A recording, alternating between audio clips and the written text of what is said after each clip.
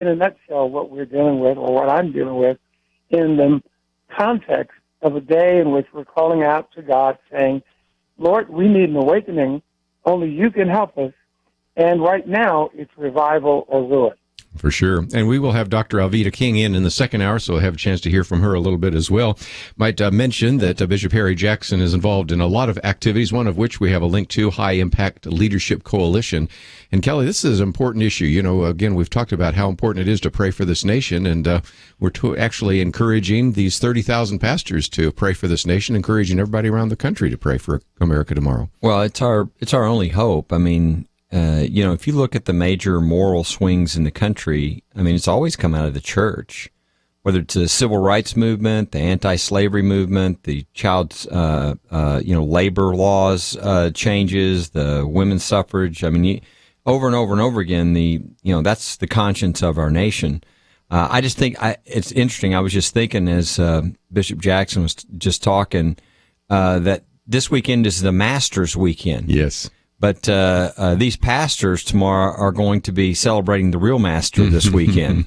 So it's a good weekend for them to go and to do that. And I think most people, certainly most point of view listeners, know that we can't really hope to turn this country around if the pastors aren't willing to lead in that. I mean, it's something where the churches are not going to do what they're called to do if they don't have pastors that are doing and speaking to what they need to be speaking to. And I think everybody's waiting for that revival, and hopefully, a lot of pastors coming together could be the spark that starts that. You know, Bishop Jackson, one of the things we've posted here from Kelly Shackelford, it's our first article today on our website from First Liberty, is what pastors can and should be doing. And you've been able to address many of those issues, but you know there are a lot of pastors out there that have been fearful of even calling people to pray for this nation, much less fearful of actually speaking to these issues from a biblical point of view. What would you say to them? Well, I would say to the pastors that it's time to make standing up for the agenda of the Lord a priority. And every pastor out there would think that evangelism is a major role of the church, but it is also important that we be a prophetic voice to the nation in terms of some rudimentary foundational issues. And yes, there will be a price to potentially be paid. And the Bible is clear that all who live godly in Christ will suffer persecution. And that is part of the price of being a Christian. Christianity without a cross is not really Christianity. But I believe that God backs the believers and backs the pastors who take a stand for him, and that he follows, he anoints, he hears our prayers. So really we don't lose anything. It's a part of our calling. Very good. Well, Bishop Harry Jackson, we are looking forward to hearing you tomorrow, and I'll be doing the broadcast, so a lot of the stations down the line will be able to hear. And we've also provided a link here on the website, pointofview.net, in case your radio station was not able to pull down the broadcast. You can actually go to that link as well, and so listen to it on your smartphone or on your computer. So I appreciate you giving us some time today, and I look forward to seeing you tomorrow. Maybe we can also do a little bit of an interview after we have a chance to hear you from the podium there.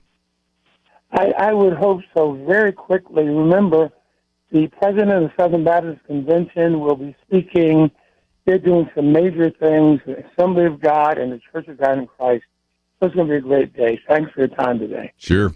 Ronnie Floyd, head of the Southern Baptist Convention, and Graham Lotz. It's kind of a who's who. So a couple of really important issues. And again, Kelly, this will be taking place tomorrow, and a lot of people that will not be able to be there on April 9th on this Joel 2 solemn assembly, they can still listen to here on radio.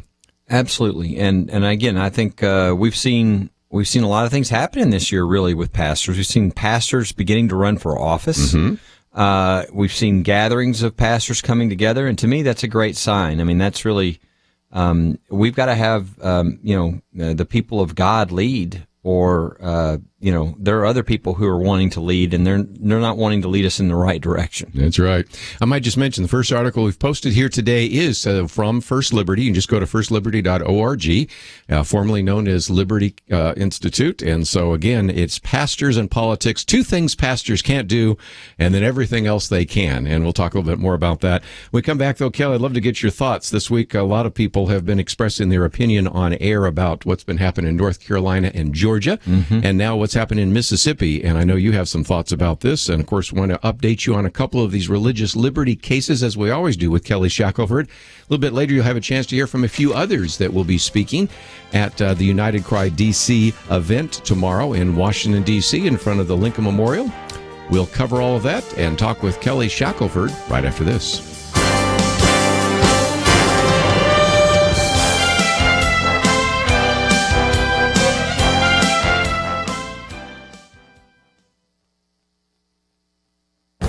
This is Viewpoints with Kerby Anderson. Many may not realize, but more illegal immigrants have been deported during President Obama's presidency than ever before. An estimated 2.5 million people have been removed from America since he took office. Some have even referred to him as deporter-in-chief. Now, the two leading Republican presidential candidates want to continue and even expand what is currently happening. Donald Trump and Ted Cruz want to deport millions more, even though the polls show that Americans oppose mass deportations of the estimated 11 million illegal immigrants. If these two candidates are serious about mass deportation, they should count the cost. Doug Holtz-Eakin is the former director of the Congressional Budget Office. Last year, he calculated that deporting all of the illegal immigrants would take 20 years and cost the federal government at least $400 billion in extra spending. Jeff Jacoby, in a recent column, quotes a new study that also calculates the cost in terms of governmental personnel. Evicting immigrants is a four-step process. They must be apprehended, detained, prosecuted, and transported. The U.S. Immigration and Customs Enforcement would need another 90,000 enforcement agents. And there's more. The government would have to build and maintain additional detention facilities and have to triple the number of immigration courts to adjudicate the removal cases. Instead of the current 1,400 chartered flights, we would need 17,000 flights. And the current 2,500 bus trips would explode to 30,000. Finally, we would lose millions currently in our workforce that would result in reduced economic output. Is America ready to pay this price for mass deportation? It's a question that needs a good answer in this election cycle. I'm Kerby Anderson, and that's my point of view. From PureFlix, God's Not Dead 2. A question about Jesus could cost Grace Wesley everything. Now playing. Rated PG. God'sNotDeadTheMovie.com.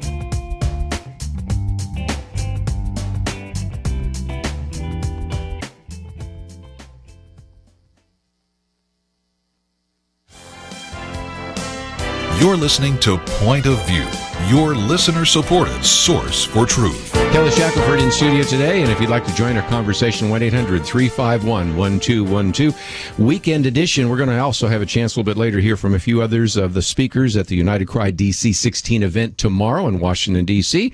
And if you are listening on one of the radio stations that carries Point of View, it's quite possible you'll hear that tomorrow on that station. If not, they also sometimes have other commitments and cannot break away. So there is a link that we are providing providing on Point of View so you can listen to it online.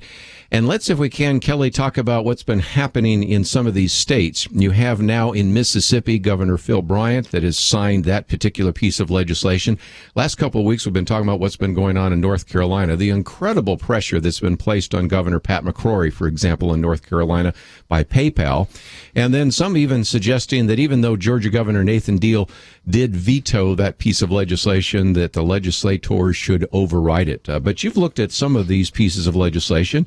Are these as discriminatory as PayPal and everybody else is trying to say that they are? They're ridiculous. I just, the hypocrisy of some of these business leaders is just incredible. I mean, my favorite was the NBA, coming in and telling North Carolina, essentially, how dare you have women and men's restrooms? Well, there's an NBA and there's a WNBA. There's a men's and a women's. So, I mean, the hypocrisy is just, it's just a lot of foolishness and intimidation. And I think it's false intimidation. I mean, these companies, want to make money. I mean, how many of these companies are doing business in countries like Malaysia and Dubai and Saudi Arabia and just China? It's so ridiculous and hypocritical. Yes. But start with Mississippi. It's a really good law.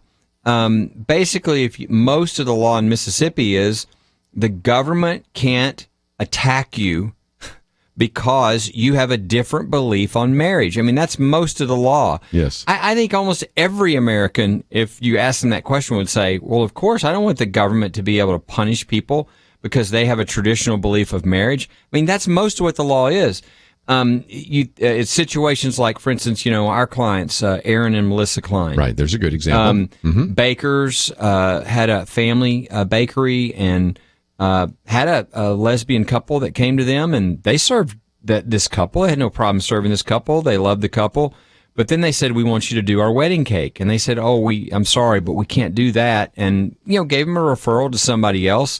And then the next thing they know, the government is prosecuting them. And now their business is bankrupted. They've been fined over $135,000. The original order said they weren't allowed to talk publicly about their view of marriage. And then now they're saying that they need to be, quote, rehabilitated. So, I think most Americans look at that and say, what? It's one thing to have this lawless Supreme Court decision that created out of nowhere this new right of, same-sex marriage. But even that decision, Justice Kennedy and the four liberals made very clear in the decision. Now, we're saying that the state can't say marriage is only a man and a woman. We want to make clear private citizens and groups and like churches, etc. They're protected by the First Amendment. So all of these laws are doing is trying to reiterate the First Amendment protection that people have to have a belief that marriage is a man and a woman. And then they try to pass these laws to protect that basic First Amendment right. And people go crazy and these businesses come in and threaten. And it's really a bunch of foolishness. It's kind of interesting because we just interviewed Bishop Harry Jackson, who, if people haven't figured out, is African American, but he's just been recently speaking out against these SOGI laws. Matter of fact, he was in North Carolina doing that. And so he's been one of the many to say, civil rights and gay rights are two different things. One talks about race and immutable characteristic. The other is talking about behavior. And yet, again, when North Carolina says, let's just maybe bring some sanity here and say that men need to go into the men's room and women need to go into women's room, that's enough for PayPal to say, we're going to take out and no longer even plan to have a global outreach center there in North Carolina. We are going to have one in Malaysia where you can be prosecuted for being a homosexual, for even showing a public display of affection as a homosexual. You can be prosecuted.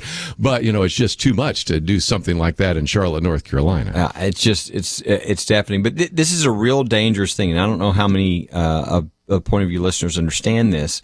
What's happened is these LGBT groups have gotten into some of the major corporations with diversity councils and are using it to try to crush people who have different religious beliefs. And then these groups then try to put pressure on, and successfully in many cases, like state groups like the Association of Businesses and Chambers of Commerce.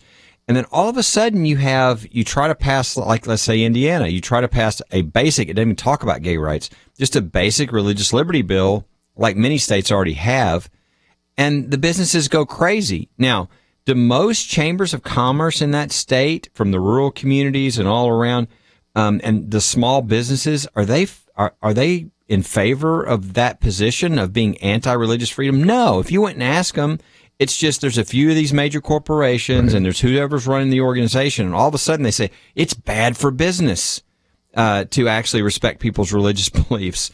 No, it's actually bad for business when your business is bankrupted because you're doing your business in accordance with your faith and deeply held religious beliefs. So that's why all of a sudden it's hard to pass any religious liberty bill because of these businesses.